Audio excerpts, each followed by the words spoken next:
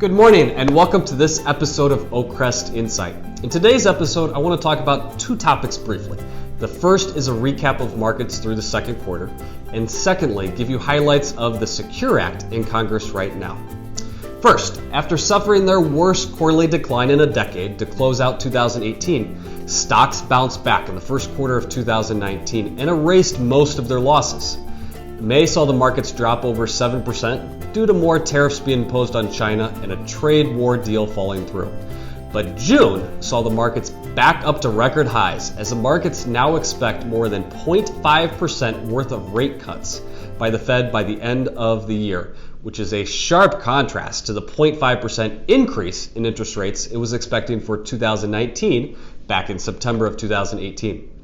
The first rate cuts potentially could happen here in July.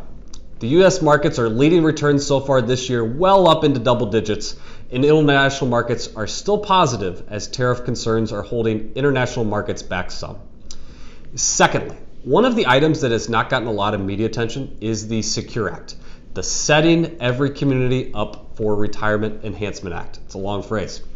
The goal of this act for 2019 was to help in retirement reform and would be the first major retirement legislation since the Pension Protection Act in 2006.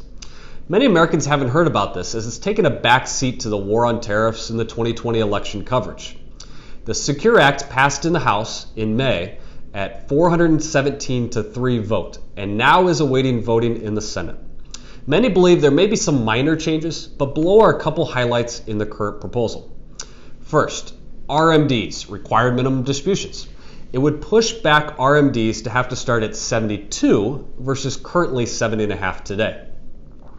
Next, it would remove age limitations on IRA contributions, as right now you can't contribute to IRAs past 70.5.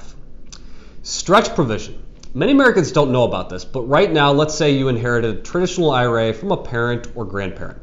Right now, a beneficiary could stretch the payments over their lifetime for the required minimum distributions.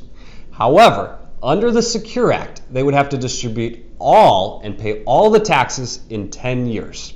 This doesn't seem like a big deal, but for $1 million inherited IRA, they would potentially have another $100,000 yearly of additional income versus currently only a fraction of this. If this passes, it would just require more planning as clients pass on IRAs to their children. Lastly, the other big items in the Act are for retirement plans for small businesses. A small business would receive a $500 tax credit for having a retirement plan, as well as be able to come together with other small employers to offer 401ks for employees to share in the cost. I'll certainly keep you updated more on the Secure Act as it goes through Congress. I hope this was helpful in recapping the markets year to date and highlights of the Secure Act. In next month's episode, we'll talk about what to watch for through the rest of the year that could affect the markets and your retirement accounts. I look forward to seeing you next month on OakCrest Insight, and I hope you have a great July.